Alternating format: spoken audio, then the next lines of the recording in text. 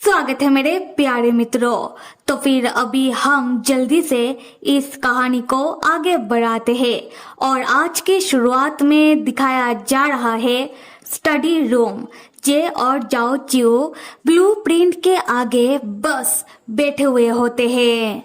तब जाओ चिऊ के पेट से गुड़गुड़ की आवाज आने लगती है। जाओ चिऊ खड़ा होता है और अपने मन ही मन कहता है कि मुझे जाकर खाना बना लेना चाहिए, क्योंकि मैं हमेशा जे को खाना बनाने के लिए कह नहीं सकता, क्योंकि जे बहुत ही बुरा खाना बनाता है।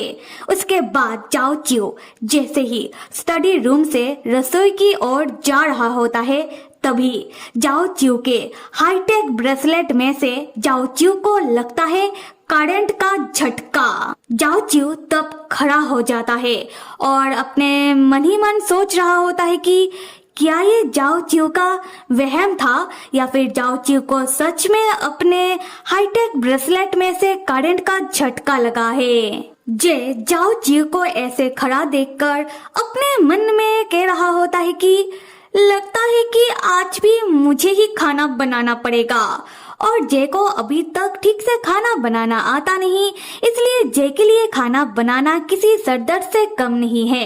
खैर मेरे प्यारे मित्रों, आप लोग बताओ कि आप लोग में से कौन कौन है जिनको जे की तरह ही खाना बनाना नहीं आता। खैर अभी हम कहानी में वापस आते हैं। अगले सीन में हम जे को रसोई में देखते हैं, जो सब्जियों को ठीक से काट नहीं पा रहा होता। जे कभी सब्जियों का कुछ ज्यादा ही छोटा टुकड़ा कर रहा होता है, तो कभी सब्जियों का वो कुछ ज्यादा ही बड़ा टुकड़ा कर रहा होता है, और इन सारी चक्कर में जे ने रसोई का कपड़ा कर डाला होता है। हम जाओ चिऊ को देखते हैं जो रसोई के बाहर ही खड़ा होता है।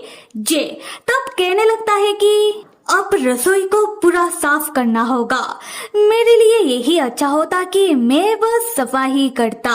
और दूसरी तरफ हम जाओ चिऊ को देखते हैं जो जे की बातें सुनकर हंस रहा होता है और अपने मन में कह रहा होता है कि मुझे जाकर खाना बनाने में जे का मदद करना चाहिए। जाओ चिऊ जैसे ही रसोई के अंदर जाने वाला होता है, तब जाओ चिऊ को दोबारा अपने हाईटेक ब्रेसलेट में से करंट का झटका लगता है, और जाओ चिऊ का हाईटेक ब्रेसलेट एक उसके पैरों में और एक उसके हाथों में है, जिसके कारण जाओ चिऊ के हाथों में और पैरों में करंट का झटका लगता है और इस बार जाओ चिऊ को बहुत दर्द होता है। और हम देख पाते हैं कि जाओ चिऊ का हाईटेक ब्रेसलेट जब भी जाओ चिऊ को करंट का झटका दे रहा होता है, तब उस हाईटेक ब्रेसलेट का रंग बदलकर लाल हो रहा होता है। जाओ चिऊ तब दर्द के मारे अपने मन ही मन सोच रहा होता है कि ये क्या, हर 1-2 मिनट बाद जाओ चिऊ के हाईटेक ब्रेसलेट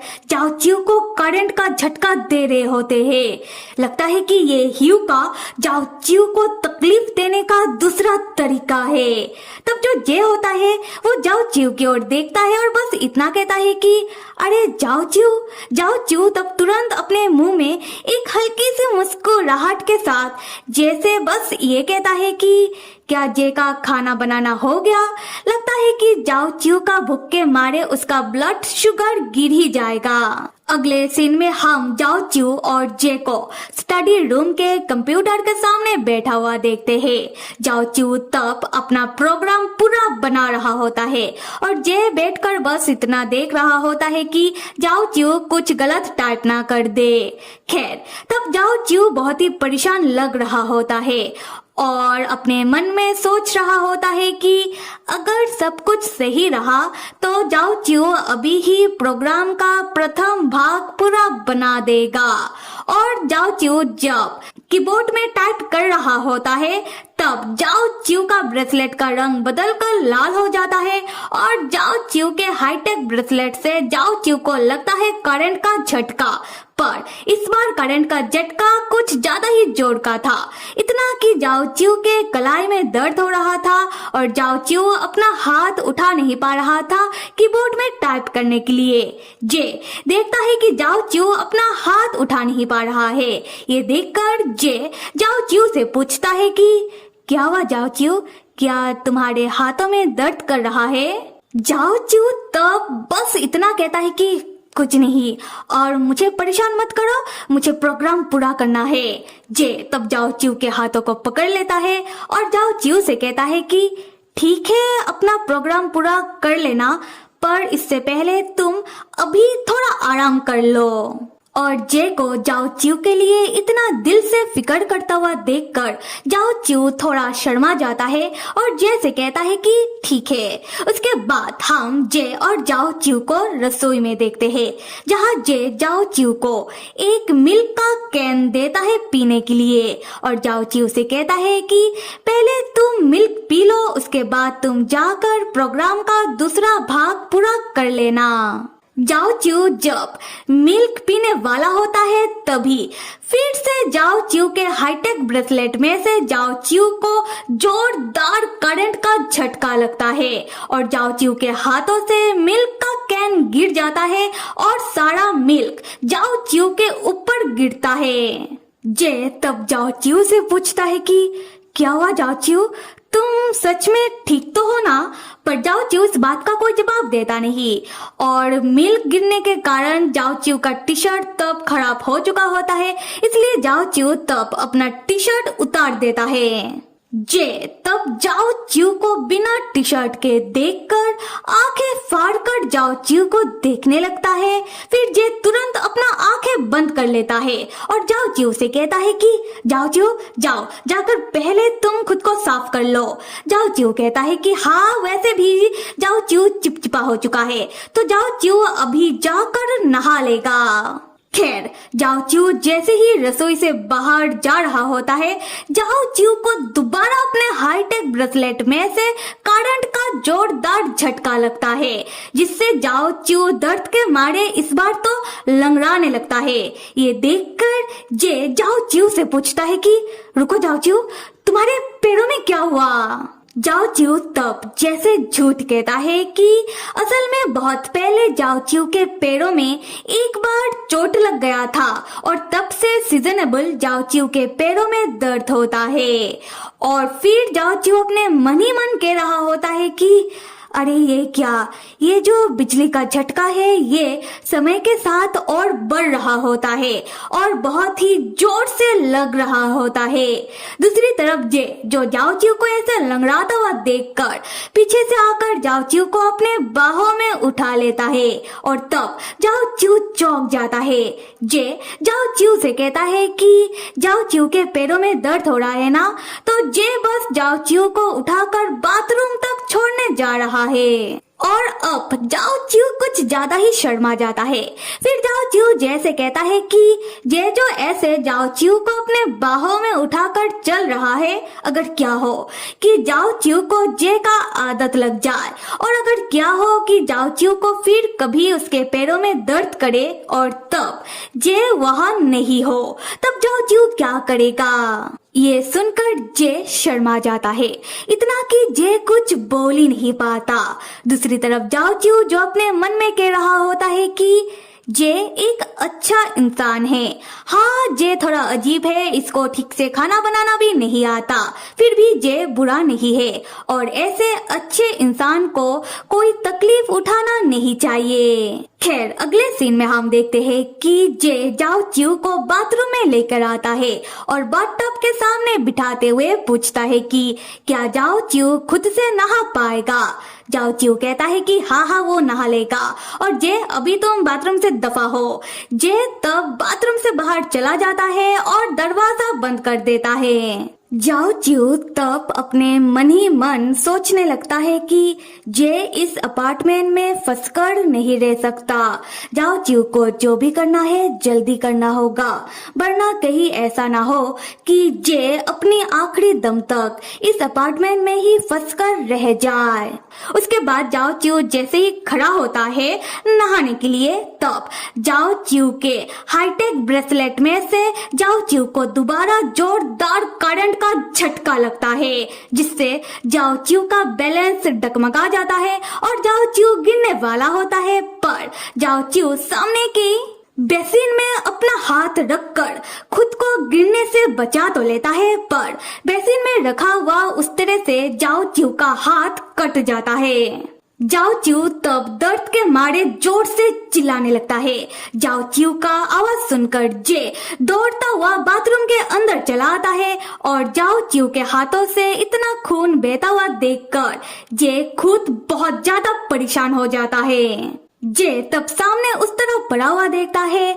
जे जाओ च्यू का हाथ पकड़ के कहता है कि जाओ च्यू मुझे देखने दो, और अपने मन ही मन सोचने लगता है कि जाओ च्यू देख नहीं सकता। जे इतना बड़ा बेवकूफी कैसे कर सकता है कि उसने उस तरह को बेसिन में ही ऐसे खुला छोड़ दिया।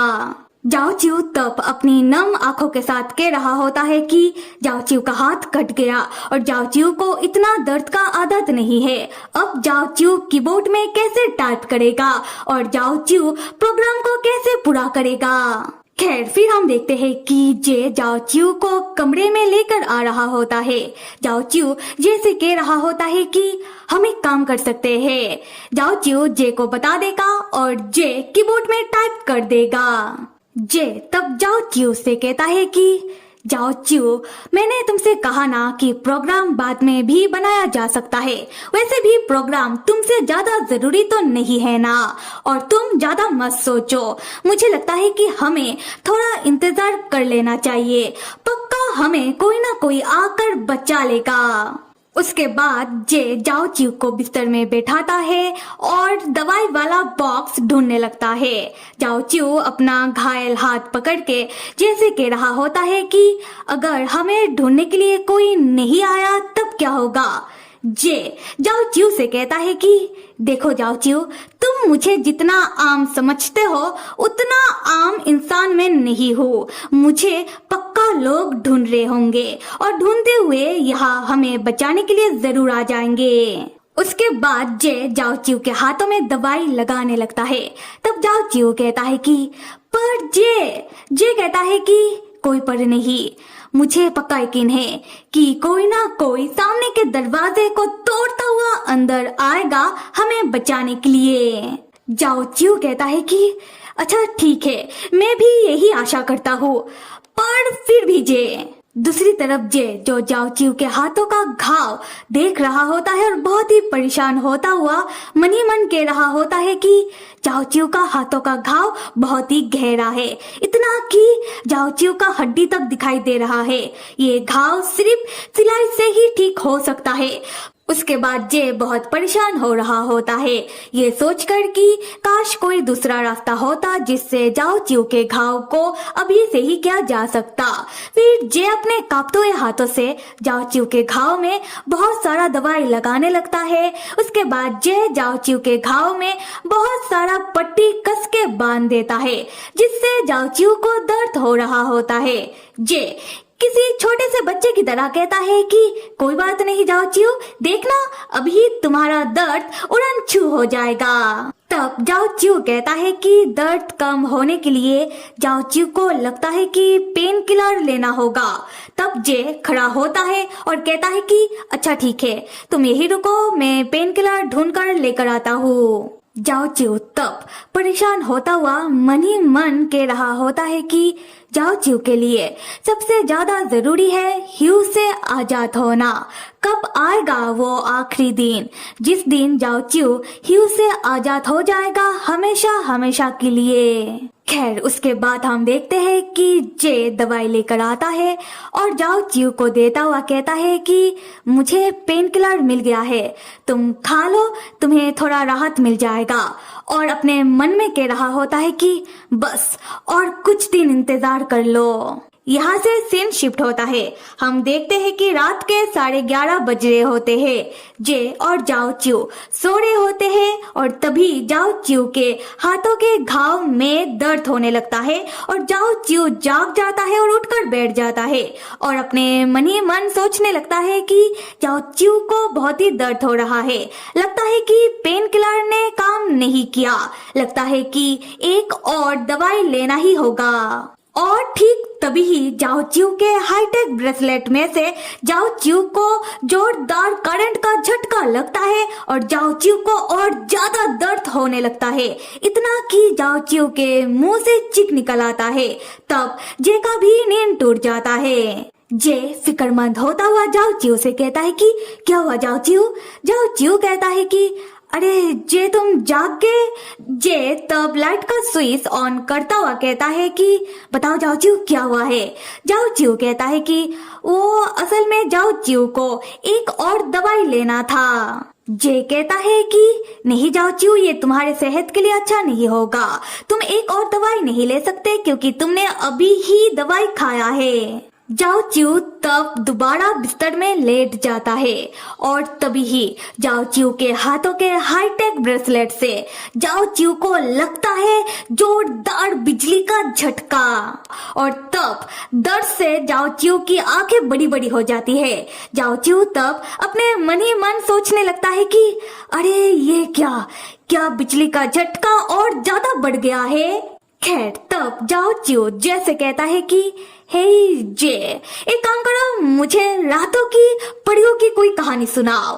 और जो जे होता है वो तब जाओ चिऊ को ही देख रहा होता है। जे को समझ में आ रहा होता है कि जाओ चिऊ को दर्द हो रहा है, पर जे को लग रहा है कि ये दर्द सिर्फ घाव का है। जे तब जाओ चिऊ को खुश करने के लिए कहता है कि अच्छा बताओ कौन सा कहानी सुनोगे। तब जाओ चिऊ कहता है कि एक काम करो जे, तुम अपने बारे में बताओ। मुझे अभी अभी याद आया कि हम दोनों ने एक दूसरे को फॉर्मली इंट्रोड्यूस नहीं किया है। जे खुद को इंट्रोड्यूस करता हुआ कहता है कि हेलो मिस्टर जाओ, मेरा नाम जे है और मैं 31 साल का हूँ। ये सुनकर जाओ चिऊ जोर जोर से हंसने लगता है और तभी जाओ चिऊ के हाईटेक ब्रेसलेट से जाओ चिऊ को दोबारा करंट का जोरदार झटका लगता है। जाओ चिऊ की हंसी चली जाती है। फिर भी जाओ चिऊ एक हल्की सी मुस्कुराहट के साथ जैसे कहता है कि अरे जे, तुमने तो मेरी बातों को कुछ ज्यादा ही सीरियसली ले लिया। जे तब जाओ चिऊ के सर में अपना हाथ रखता है और जाओ चिऊ का सर प्यार से सहलाते हुए कहता है कि जाओ चिऊ अब तुम्हारी बारी। जाओ चिऊ तब अपने बारे में जे को बताता है और हम तब देख पाते हैं कि जाओ चिऊ का हाथ कांप रहा होता है। इसका मतलब जाओ चिऊ को बहुत ही दर्द हो रहा होता है। फिर भी जाओ चिऊ तब हंसते हुए कहता है कि अरे जे, ऐसा नहीं लग रहा कि हम कोई ब्लाइंड डेट पर आए हैं। खैर ये सुनकर जे हंसते हुए अपना डेट ऑफ बर्थ और राशि जाओ चिऊ को बताता है और जाओ चिऊ भी अपना डेट ऑफ बर्थ और राशि जे को बताते हुए कहता है कि जे और जाओ चिऊ का जो राशि है, इन राशियों के लोगों की जोड़ी आपस में बहुत ही अच्छी बनती है। फिर जाओ चिऊ भी हंसते हुए अपना हाथ आगे करते हुए कहता है कि तुम्हारे साथ मिलकर अच्छा लगा जे। तब जे भी जाओ चिऊ के साथ अपना हाथ मिलाता है और तब जाओ चिऊ के दूसरे हाथ में जहाँ पर घाव लगा था उस हाथ में दर्द होने लगता है। ये देखकर जे परेशान हो जाता है और जे तो फिर से जाओ चिऊ का सर प्यार से अपने हाथों से सहलाने लगता है और जाओ चिऊ से पूछ रहा होता है कि जाओ चिऊ, क्या मैं तुमसे एक बात पूछ सकता हूँ। जाओ चिऊ, तुम्हारी आंखों की रोशनी कैसे चली गई। जे तब याद करने लगता है कि क्रूज में जब जे ने मार्क्स के पीछे जाओ चिऊ का आंखें देखा था तब उस आंखों में एक उम्मीद था। वो आंखें बहुत ही सुंदर और समुद्र की तरह गहरा था। दूसरी तरफ जाओ चिऊ जो जे को बता रहा होता है कि जे, कह सकते हो कि ये एक छोटा सा हादसा था। असल में जाओ चिऊ की आंखें बहुत पहले से ही धीरे धीरे करके खराब हो रहा था, पर जाओ चिऊ ने इस बात के ऊपर ज्यादा ध्यान नहीं दिया था और समय के साथ जाओ चिऊ अपने आंखों के ऊपर कुछ ज्यादा ही जोर डालता गया, जिसके कारण जाओ चिऊ की आंखों की रोशनी पूरी तरीके से चला गया। ये जानने के बाद जे को जाओ चिऊ के लिए बुरा लगने लगता है। जाओ चिऊ बता रहा होता है कि जाओ चिऊ पहले यूनिवर्सिटी का प्रोफेसर था, यानी कि लेक्चरर था, पर जाओ चिऊ ने जब अपनी आंखों की रोशनी खो दी तब जाओ चिऊ ने सोचा कि अब क्या क्या जा सकता है, तो अब क्यों ना जो लोग नहीं देख सकते उनके मसाज पार्लर जाकर मसाज सिखा जाए। और जाओ चिऊ सच में यही सीखना चाहता था। ये सुनकर जे कहता है कि क्या सच में? जाओ चिऊ कहता है कि हाँ, जाओ चिऊ मजाक नहीं कर रहा और इसमें गलत क्या है। सोचो जे, अगर भविष्य में तुम्हें कहीं दर्द हो और मैं तुम्हारा मसाज कर दूं, तब तुम्हें कितना राहत मिलता, नहीं? जे तब जाओ चिऊ से कहता है कि जाओ चिऊ देखो, तुम हमेशा अपनी आंखों की रोशनी के बिना नहीं रह सकते। ये सुनकर जाओ चिऊ थोड़ा चौंकता हुआ पूछता है कि हे जे, बताओ मुझे, यहाँ पर आने से पहले हियू ने तुमसे क्या कहा? ये सवाल सुनकर जे थोड़ा हिचकिचाते हुए कहता है कि वो असल में हियू ने मुझसे कहा था कि मैं तुम्हें इस अपार्टमेंट से बाहर निकालूं। तब जाओ चिऊ थोड़ा सोच में पड़ जाता है और जैसे कहता है कि कुछ तो गड़बड़ लग रहा है जे, जो मेरे पल्ले नहीं पड़ रहा। फिर जाओ चिऊ बहुत ही जोर से कहता है कि समझ में आ गया। जे हिचकिचाते हुए पूछता है कि क्या समझ में आ गया? जाओ चिऊ कहता है कि सब कुछ। जाओ चिऊ कहने लगता है कि सब कुछ बहुत ही अलग सा लग रहा है। जब से तुम जे इस अपार्टमेंट में आए हो, हियू ने तुम्हें यहाँ क्यों भेजा? कहीं हियू मुझे और तुम्हें, हम दोनों को एक साथ नुकसान पहुंचाना चाहता हो, क्योंकि हियू ने इस अपार्टमेंट को डिजाइन किया था सिर्फ जाओ चिऊ, जो आंखों से देख नहीं सकता, उसे अपने अपार्टमेंट में कैद करने के लिए। तो फिर हियू इतना जोखिम उठाकर अपने बड़े भाई को अपने अपार्टमेंट में क्यों भेजेगा? जाओ चिऊ जैसे पूछता है कि जे को क्या लगता है, चीजें दिखने में जितना आसान लग रहा है, क्या वास्तव में उतना ही आसान है? जे तब जाओ चिऊ को शांत होने के लिए कहता है, पर जाओ चिऊ और ज्यादा परेशान होता हुआ कहता है कि जे तुम नहीं समझ रहे हो। जाओ चिऊ को लग रहा है कि हियू पक्का कहीं से छुपकर जे और जाओ चिऊ के ऊपर नजर रख रहा है, जिससे हियू बाद में उन दोनों को कोई नुकसान पहुंचा सके। तब ना चाहते हुए भी जे को जाओ चिऊ को अपना आवाज ऊंची करके शांत कराना पड़ता है। तब जाओ चिऊ शांत तो हो जाता है, पर वो अपना हाथ अपने माथे पे रखकर बिस्तर पर लेट जाता है और बिना कुछ बोले और ज्यादा परेशान हो रहा होता है। और जैसे जाओ चिऊ की परेशानी और देखी नहीं जा रही, और इस बार जे अपने छोटे भाई हियू से क्या हुआ एक वादे को तोड़ देता है कि जे हियू के बारे में जाओ चिऊ को नहीं बताएगा कि हियू के साथ क्या हुआ है। जे अब जाओ चिऊ से कहता है कि जाओ चिऊ, असल में हियू इस दुनिया में नहीं रहा, हियू इस दुनिया को छोड़कर जा चुका है। और ये जानने के बाद जाओ चिऊ बहुत ज्यादा चौंक जाता है। जे जाओ चिऊ को बता रहा होता है कि हियू दिल की बीमारी से इस दुनिया से चल बसा और हियू के आखिरी वक्त में जे हियू के साथ ही था और जे ने अपने हाथों से अपने छोटे भाई हियू का अंतिम संस्कार किया है। जाओ चिऊ तब एक गहरी सांस लेता हुआ पूछता है कि क्या सच में? जे तब हाँ में जवाब देता है और हॉस्पिटल में हियू की आखिरी वक्त में हियू और जे के बीच जो कुछ भी बातें हुआ है, जे वो सारी बातों को जाओ चिऊ को बताता है और कहता है कि हियू का आखिरी ख्वाहिश था कि हियू अपनी आंखों को जाओ चिऊ तुम्हें डोनेट करना चाहता है। तब जाओ चिऊ गुस्से में कहता है कि मुझे नहीं चाहिए। जे तब मन ही मन कह रहा होता है कि अब समझ में आ रहा है हियू ने क्यों मना किया था हियू के बारे में जाओ चिऊ को बताने से। दूसरी तरफ जाओ चिऊ जो कह रहा होता है कि मेरा दिमाग काम नहीं कर रहा। तब जे कहता है कि तो फिर मत सोचो और बस सो जाओ। उसके बाद हम देखते हैं कि जाओ चिऊ सो जाता है और जे जाओ चिऊ को देखता हुआ वो भी सो जाता है। अगले सीन में हम देखते हैं कि सुबह के 7 बज रहे होते हैं।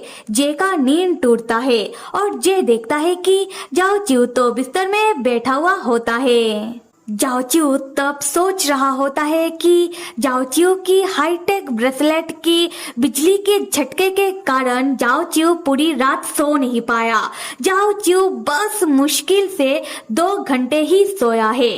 तब जे जाओ चिऊ से पूछने लगता है कि अरे जाओ चिऊ तुम कब से जगे हुए हो। जाओ चिऊ जवाब देता है कि तुम्हारे उठने के बहुत पहले से ही मैं जगा हुआ हूँ। और तब जाओ चिऊ को परेशान देखकर जे पूछता है कि जाओ चिऊ क्या हुआ है, तुम अभी भी इतने परेशान क्यों हो। जाओ चिऊ तब कहता है कि जे तुमने कहा ना कि तुम कोई आम इंसान नहीं हो, तो फिर बताओ जे पुलिस को तुम्हें ढूंढने में और कितना वक्त लगेगा। जे तब बिस्तर से खड़ा होता है और कहता है कि वैसे तो पुलिस को जे को ढूंढने में ज्यादा वक्त लगना नहीं चाहिए, क्योंकि जे बहुत ही आसान रास्ता से यहाँ आया है। जाओ चिऊ पूछता है कि जे इस अपार्टमेंट में आने से पहले तुम कहाँ कहाँ गए थे। जे सोचकर बताने लगता है कि ह्यू के अंतिम संस्कार के बाद हॉस्पिटल की कुछ आखिरी फॉर्मेलिटी वगैरह जे अपने असिस्टेंट को सौंपकर जे खाना खाने के लिए एक रेस्टोरेंट में गया था और वहां से जे टैक्सी लेकर ह्यू के ऑफिस में गया था ह्यू का काला रंग का बैग लेने के लिए, जिसमें अपार्टमेंट की चाबी और ब्लूप्रिंट था। और उसके बाद जे उसी टैक्सी से एक होटल में भी गया था। जे उस टैक्सी को बाहर रुकने के लिए कहता है। फिर जे उस होटल से सीधा इस अपार्टमेंट के लिए रवाना हो जाता है। तब जाओ चिऊ कहता है कि इसका मतलब होटल के सीसीटीवी कैमरा में जे तुम और तुम्हारा वो टैक्सी जिससे तुम यहाँ आए हो उसका नंबर प्लेट कैप्चर हो गया होगा। जे बताओ ह्यू के ऑफिस से तुम जिस होटल में गए वहाँ जाने में कितने घंटे लगे। जे तब घंटों का हिसाब करके बताने लगता है कि कितने घंटे लगे। फिर जे थोड़ा सोच कर कहता है कि पर जाओ चिऊ पूछता है कि पर क्या जे। जे बताता है कि जब जे उस होटल से निकल रहा था तब बहुत तेज बारिश हो रहा था और जे देखता है कि उस बारिश में एक लड़की भीग रही थी और उस लड़की को कोई भी टैक्सी मिल नहीं रहा था। तब जे के पास था उसका छतरी और जे तब अपना छतरी खोलकर उस लड़की के माथे के ऊपर रखकर खड़ा हो जाता है। पर बारिश इतना तेज था कि जे को उस लड़की के ऊपर तरस आ जाता है और जे तब अपना टैक्सी उस लड़की को दे देता है घर जाने के लिए और खुद अपना छतरी पकड़ के बारिश में खड़ा रहता है। और जे का छतरी साइज में बहुत बड़ा है। उसके बाद जे एक दूसरे गाड़ी से इस अपार्टमेंट में आता है। तब जाओ चिऊ कहता है कि वाह जे, अब तो तुम अपने बड़े से छतरी के कारण सीसीटीवी में पहचान में ही नहीं आओगे। ऊपर से तुमने अपना टैक्सी किसी और को दे दिया और दूसरे गाड़ी से यहाँ चले आए। अब तो पता नहीं कि पुलिस को तुम्हें ढूंढने में कितना दिन, कितने घंटे या फिर पता नहीं कब तक पुलिस तुम्हें ढूंढ पाएगी। जाओ चिऊ कहता है कि जे तुम्हें यही लग रहा था ना कि हमारे पास बहुत सारा खाना है और समय है, तो बस बैठकर इंतजार करे। अगर पुलिस तुम्हें नहीं ढूंढ पाई तब क्या करोगे। हाँ, अब तो लग रहा है कि 1 मिनट भी बर्बाद करना बस समय की बर्बादी है। तब जे बेचारा कुछ कहना चाहता था पर जाओ चिऊ कहने नहीं देता। जाओ चिऊ गुस्से में कहता है कि जाओ चिऊ नहीं चाहता कि जाओ चिऊ का जीवन किसी दूसरे के हाथों पर हो और जाओ चिऊ बस बैठकर इस दुनिया से जाने का इंतजार करे। पर तब जाओ चियो अपने मन ही मन कह रहा होता है कि अगर जाओ चियो को कुछ हो गया तब तो जे इस अपार्टमेंट से कभी बाहर निकल ही नहीं पाएगा। जे बस यहाँ से ही सीधा ऊपर चला जाएगा और जाओ चियो का इन हाईटेक ब्रेसलेट की करंट का झटका जो समय के साथ बस बढ़ता जा रहा है। पता नहीं जाओ चियो ये सब कब तक सहन कर पाएगा। खैर यहाँ से हमें एक छोटा सा झलक दिखाया जाता है कि जे का असिस्टेंट जे को ढूंढ रहा है। तो फिर मेरे प्यारे मित्रों, अगर आप लोगों को ये कहानी पसंद आ रहा है और साथ में मेरा एक्सप्लेनेशन भी, तब लाइक, सब्सक्राइब और कमेंट जरूर करो। Till then stay with me and see you.